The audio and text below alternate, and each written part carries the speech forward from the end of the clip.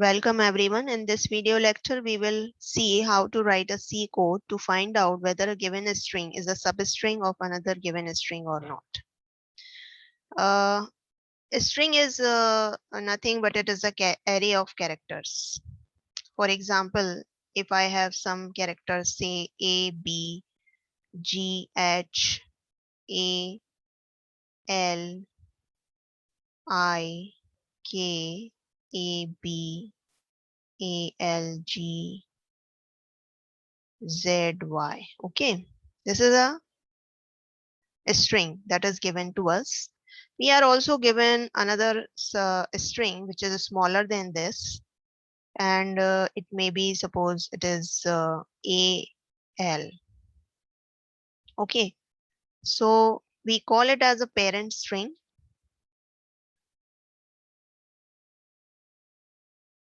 and this is simply a string.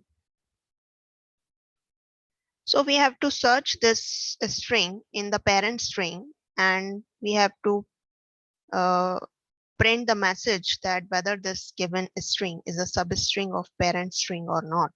If it is, then it is found at what position. For example, this substring is found at position. This position is obviously 0, 1, 2, 3, 4, 5, 6, 7, 8, 9, 10, 11, 12, 13, 14. Okay. So this substring, which is AL, is found at position 4 and at position 10. Okay. So we have to write a C code for this. तो पहले logically देखते हैं कि ये काम कैसे होगा, हम कैसे एक सब स्ट्रिंग एक पेरेंट स्ट्रिंग में सर्च करेंगे. तो अगर आप मैन्युअली ये काम करेंगे तो आप कैसे स्टार्टिंग करेंगे. आप फर्स्ट लेटर कंपेयर करेंगे पहले तो हर लेटर से. जैसे ये फर्स्ट लेटर ए है, आपने इस स्ट्रिंग के लेटर से कंपेयर करना स्टार्ट किया तो आपने देखा कि ये ए इससे मैच हो रहा है. ठीक है, फिर आप क्या करोगे, जैसे ही फर्स्ट लेटर मैच होगा आप इसके नेक्स्ट वाला जो लेटर है वो आगे वाले लेटर से मैच करोगे. अगर ये मैच नहीं होता है तो फिर आप सेकेंड पोजीशन से स्टार्ट करोगे. मे बी कि ए सेकेंड पोजीशन पर भी हो सकता था, मतलब आपकी सब पेरेंट स्ट्रिंग ऐसे भी हो सकती थी ए एल जी एच. तो अगर फर्स्ट लेटर मैच हो गया लेकिन सेकेंड नहीं हुआ है तो हमें सेकेंड पोजीशन से स्टार्ट करना है, क्योंकि सब स्ट्रिंग सेकेंड पोजीशन पर भी हो सकती है. अकॉर्डिंग टू दिस इंडेक्सिंग, जो हम इंडेक्सिंग करते हैं वो 0 से स्टार्ट करते हैं.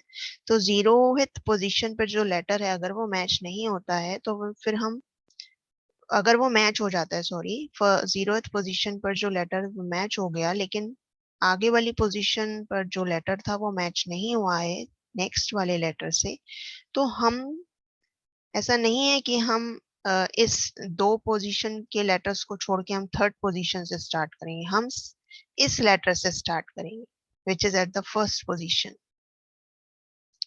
और फिर से हम कंपेयर करना स्टार्ट करेंगे फर्स्ट लेटर को. तो हमने फिर से कंपेयर किया फर्स्ट लेटर, हमें यहाँ पर फोर्थ पोजीशन पर ये इक्वल मिला. तो फिर हम क्या करेंगे, फिर से हम आई को स्टॉप कर देंगे, और आई मतलब इंडेक्स अगर हम आई लेते हैं तो आई को स्टॉप कर दिया. फिर आई के नेक्स्ट वाला जो लेटर है वो हम, इसके लिए अगर हम इंडेक्सिंग जे यूज करें तो जे नेक्स्ट जेथ पोजीशन यानी जे प्लस 1th पोजीशन पर जो लेटर है वो हम आई प्लस 1th पोजीशन वाले लेटर से कंपेयर करेंगे. अगर ये दोनों सेम हो गए हैं तो हम प्रिंट करा सकते हैं कि we have found a substring at the position I. अब यहाँ पर ही आपको प्रोसीजर स्टॉप नहीं करना है, आपको ये प्रोसीजर कंटिन्यू करना है. कहाँ तक, अप टू दिस पोजीशन. यहाँ पर तो आप आएंगे तो नेक्स्ट वाले में नेक्स्ट पर कोई लेटर नहीं है तो आपको केवल यहाँ तक आपका लूप चलेगा. आई यहाँ तक जाएगा मैक्सिमम, क्योंकि आई अगर यहाँ वाला लेटर इस लेटर से मैच हो जाता है तो उसके नेक्स्ट वाला आपको इससे कंपेयर कराना है। तो अगर इस स्ट्रिंग की लेंथ अगर हम देखें तो स्ट्रिंग की लेंथ है 15, ओके। तो और इस स्ट्रिंग की लेंथ है 2, तो हमें 13th पोजीशन तक ही कंपैरिजन करना है, ओके। उसके बाद तो एक लूप तो हमें चाहिए जो फर्स्ट पोजीशन से लेकर 30th 13th पोजीशन तक फर्स्ट लेटर को इससे कंपेयर करें। फिर उसके बाद हम उस फॉर लूप के अंदर हम ये देखेंगे सबसे पहले कि फर्स्ट लेटर और इसका इस स्ट्रिंग का फर्स्ट लेटर जो ith पोजीशन पर है और इस स्ट्रिंग का फर्स्ट लेटर जो 0th पोजीशन पर है वो मैच अगर हो जाते हैं तब हमें आगे प्रोसीजर स्टार्ट करना है। तो अगर हम इसका प्रोग्राम लिखेंगे तो हम सबसे पहले हेडर फाइल डिक्लेयर करेंगे which is hash include stdio.h।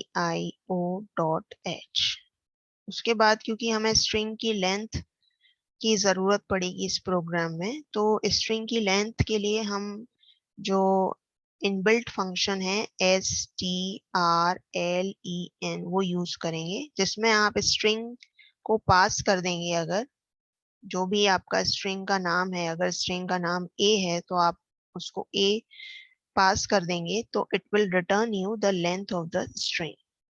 So l will save the length of this string. तो जैसे अगर हम ये वाली स्ट्रिंग की बात करें तो अगर हम ये स्ट्रिंग इस फंक्शन को पास करेंगे तो this function will return the answer 15। तो ये जो फंक्शन है वो स्ट्रिंग डॉट एच में डिफाइन होता है हेडर फाइल, तो इसलिए हम इसको इंक्लूड करेंगे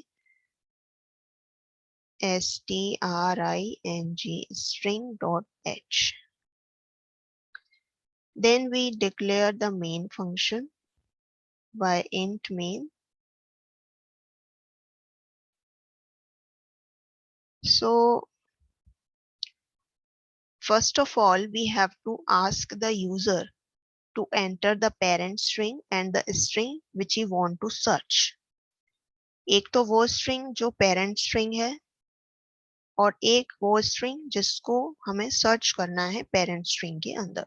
दो string हमें चाहिए। तो हमें स्क्रीन पर मैसेज प्रिंट कराना होगा printf enter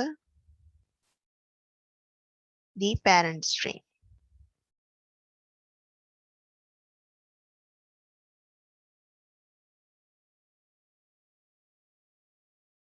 जो वेरिएबल्स हैं डिक्लेरेशन के लिए वो मैं बाद में लिखूंगी, तो मैंने यहाँ स्पेस छोड़ दिया है उसके लिए। अब जब भी आप एक स्ट्रिंग को एंटर करते हैं तो हमेशा हम उसके लिए %s यूज करते हैं, और स्ट्रिंग में कभी भी एम्परसेंड नहीं आता। यहाँ पर a स्ट्रिंग है तो स्ट्रिंग का डिक्लेरेशन हमेशा कैर से होता है, उसका वेरिएबल टाइप कैर होता है।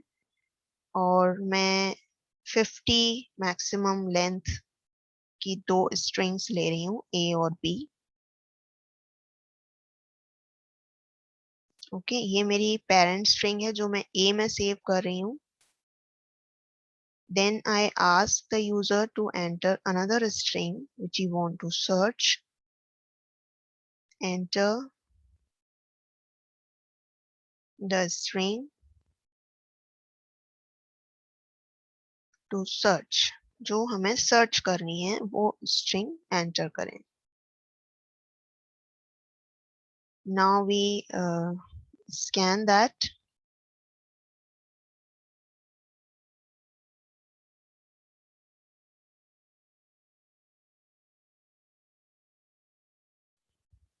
Using scanf command।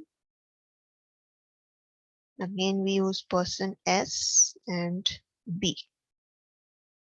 Okay, ampersand नहीं आता कभी भी स्ट्रिंग के लिए, remember. Now you need the length, because हमें लूप पूरा नहीं चलाना है, हमें लूप केवल, मैंने आपको बताया था अगर स्ट्रिंग की पेरेंट स्ट्रिंग की लेंथ 15 है इस एग्जांपल में, तो आपको 13 तक ही लूप चलाना है, which is L1 minus L2। Okay, तो हमें पहली स्ट्रिंग की लेंथ चाहिए और दूसरी स्ट्रिंग की भी लेंथ चाहिए, तो हम कमांड यूज करेंगे L1 which save the length of first string strlen, pass this a, ने a को पास कर दिया, then it will return the length of this string। L2 में second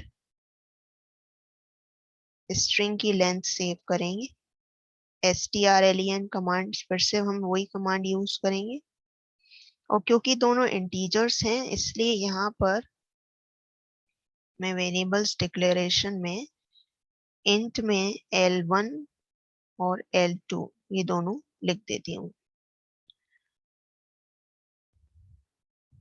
okay, now I'll start for loop which starts from 0th position and goes up to L1 minus L2।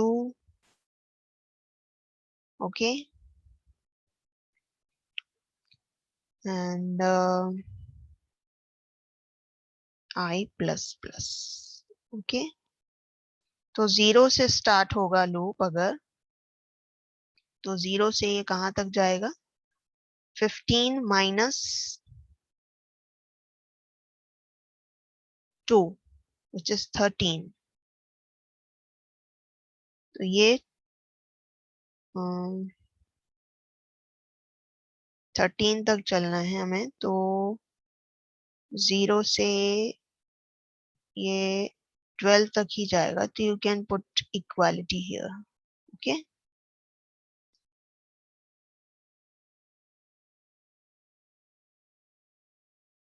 That's fine. Okay, now I compare if let call this as A and call this as B, this string is B and this string is A। if AI is equal to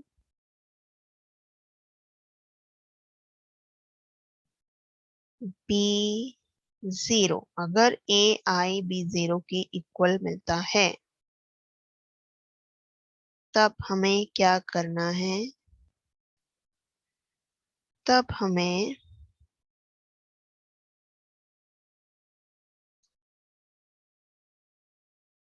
I को fix कर देना है। I जहां पर भी है, जहां पर भी हमें AI B0 के इक्वल मिलेगा वो K में हमने सेव कर लिया, तो K मैं यहाँ लिख देती हूँ, I लिख देती हूँ। ओके, और मैंने एक वेरिएबल पॉज ले लिया है जिससे मुझे ये पता लग जाएगा कि किस पोजीशन पर मुझे ये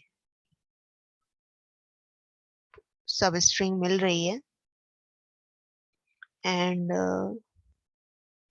आई need a counter which is 0 initially. Okay, इन तीनों का सिग्निफिकेंस क्या है ये अभी आपको पता लग जाएगा। जैसे ही हमें AI B0 के इक्वल मिलेगा, जैसे इस एग्जाम्पल में देखें आप, तो A0 कंपेयर होगा B0 से, ये इक्वल मिल गया, आपने I सेव कर लिया, I की वैल्यू 0 सेव कर ली K में, पोजीशन 0 सेव हो गई, C0 हो गया। अब हमें क्या करना है, अब हमें ये नेक्स्ट वाला लेटर इसके नेक्स्ट वाले लेटर से कंपेयर करना है, और हमें मैक्सिमम 2 लेटर कंपेयर करने हैं क्योंकि इसकी लेंथ 2 है। तो अब हम एक लूप लगाएंगे फिर से इफ के अंदर, जो 1 पोजीशन से स्टार्ट होगा, क्योंकि 0th पोजीशन हमें इक्वल मिल गई है, तो हमें केवल 1 से स्टार्ट करना है और कहाँ तक जाना है, L2 तक। ठीक है, L2 2 है इस केस में, तो ये 1 के बाद आगे नहीं बढ़ेगा।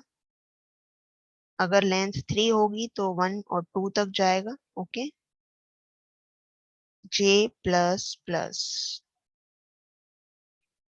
क्या करना है इसमें फॉर लूप के अंदर,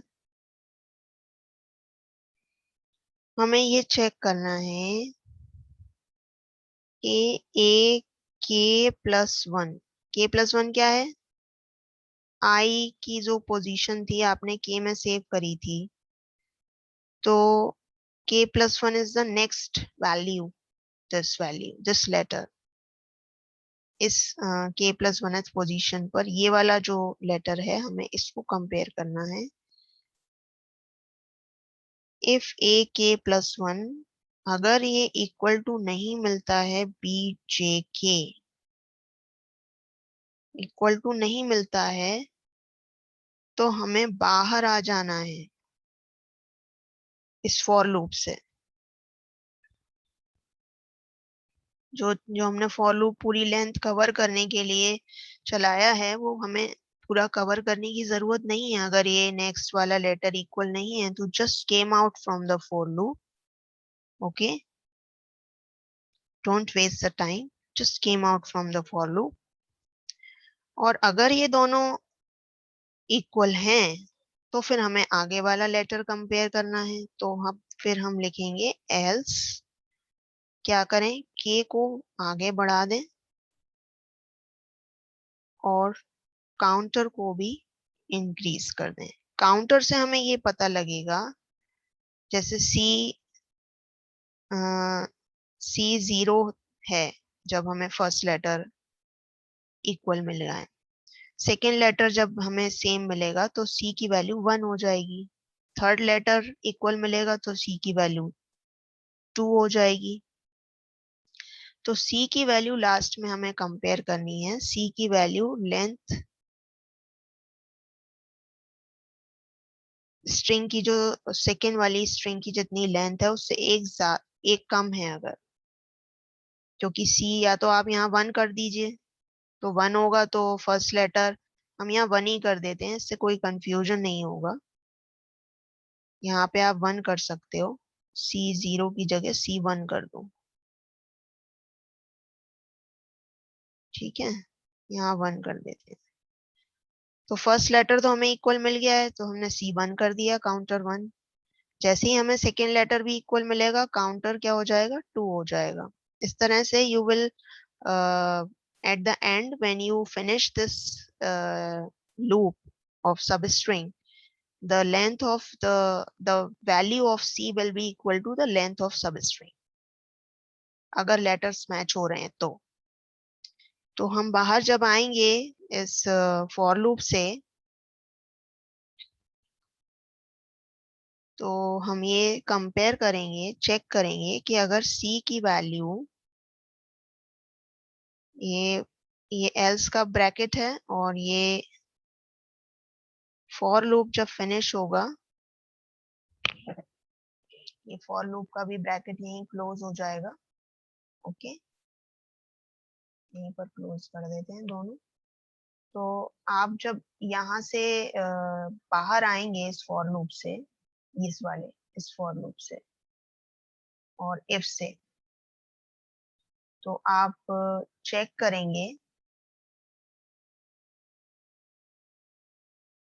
फॉर लूप से बाहर आएंगे, सॉरी, हाँ, फॉर लूप से आप, ये ब्रैकेट तो एल्स का है और ये फॉर लूप का है। तो हम ये चेक करेंगे कि अगर c की वैल्यू L2 के बराबर है,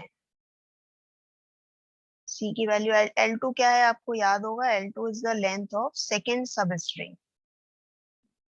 ओके, तो अगर L2 के बराबर है, then we will print given string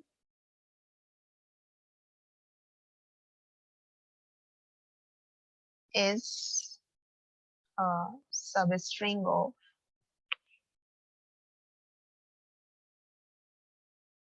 parent string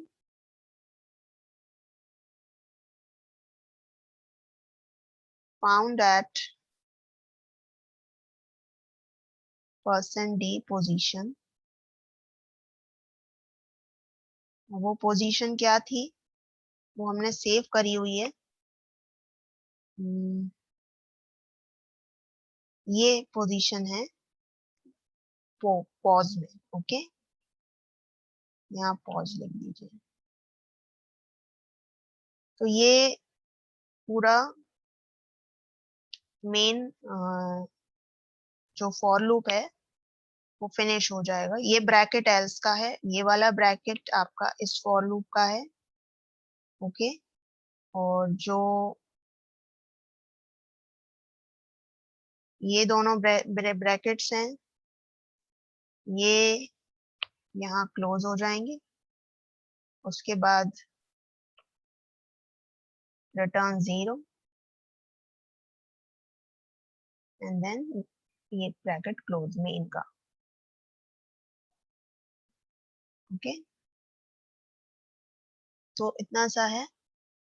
केवल हमें ये ध्यान रखना है कि जैसे ही हमें अगर मिसमैच मिलता है तो हमें पूरा लूप नहीं चलाना है। जैसे अगर आप इसको एग्जीक्यूट करेंगे देखें करके, तो सबसे पहले हमने A0 is this number, is this character, sorry, it's compare with B0, they are equal। तो ये क्या होगा, if के अंदर k की वैल्यू सेव हो जाएगी, k will be equal to 0, pos will be equal to 0 and c will be 1।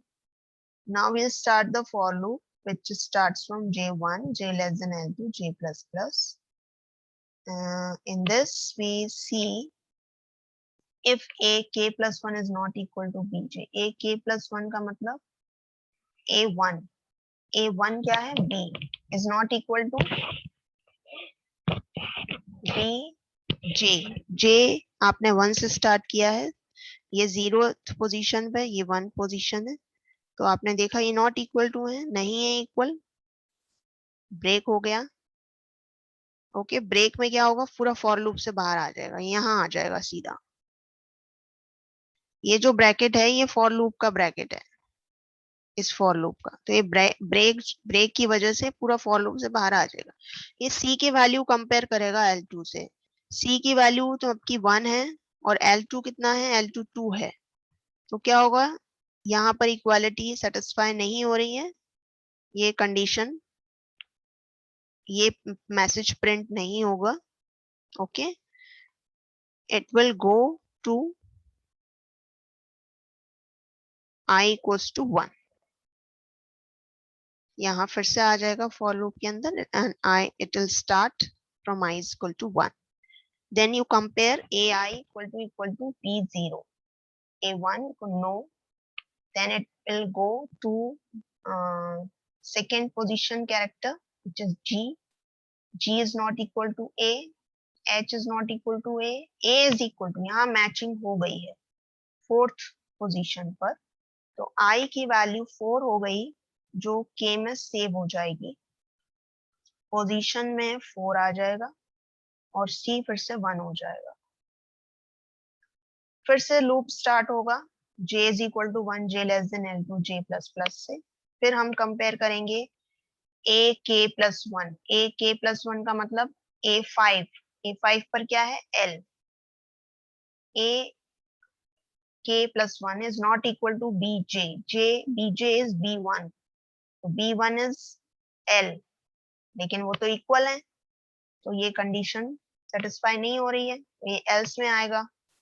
Else में आएगा k को k प्लस 1 कर देगा, तो अब k की वैल्यू कितनी हो जाएगी, 5, k 5 हो जाएगा। उसके बाद c की वैल्यू 2 हो जाएगी। ओके,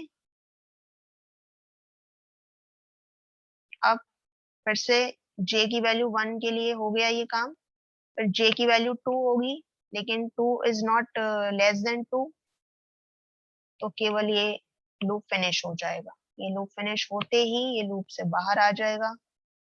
यहाँ पर c की वैल्यू कंपेयर होगी L2 से, c और L2 दोनों सेम है, तो ये प्रिंट कर देगा we have found the string at the position 4। Okay, तो मैसेज प्रिंट हो जाएगा। फिर से ये फॉर लूप में आ जाएगा यहाँ पर, फिर आई हम 4 पे हमने ये एंटर हुए थे। ओके, अब आई की वैल्यू 5 हो जाएगी, तो यहाँ पर एक मैचिंग होगी, फिर एल ए से कंपेयर होगा, फिर आई, फिर के, फिर ये वाला ए मैच हो जाएगा, लेकिन नेक्स्ट वाला मैचिंग नहीं है, ये कंडीशन फॉल्स हो जाएगी। then it will compare this next letter B with A, not matched. This A is matched with this A, matching हो गई है। The second letter also match with the second letter.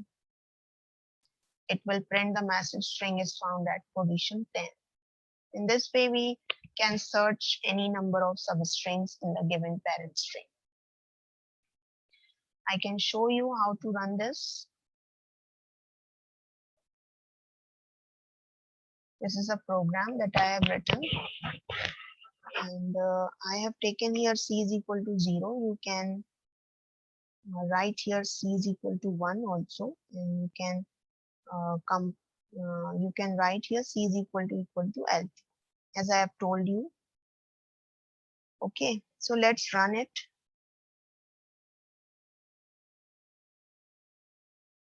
You have the message on the screen, enter the parent string. So let me enter A, D, F, E, R, G, T, Y.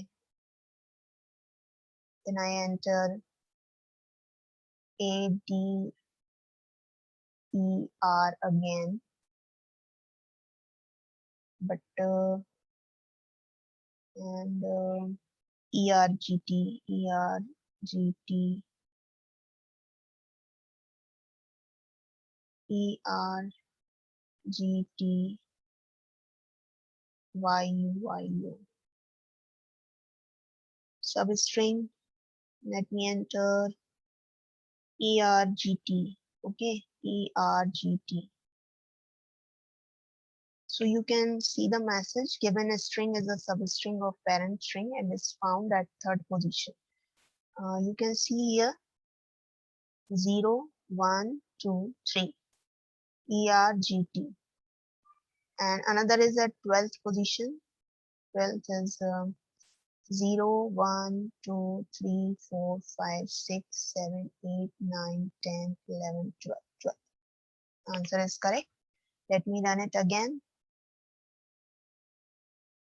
A, D, E, B, B, C, G, T, Y. Let me enter some string that is not the substring. K, L, O, P, Y, U. Enter. No message is printing. So you can actually print the message here. Else, if you can write here, if C is not equal to,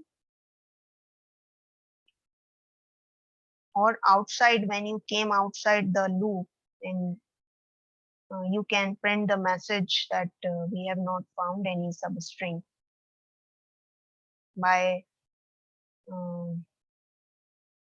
you can what you can do here is you can put a variable, say flag, and put flag is equal to 0 here inside this if condition, and outside this for loop, main for loop, you can check if for loop is the value of flag is 0, then you can print the message then that we have not found any substring. Okay, so in this way you can write the program to find the substring in a given string.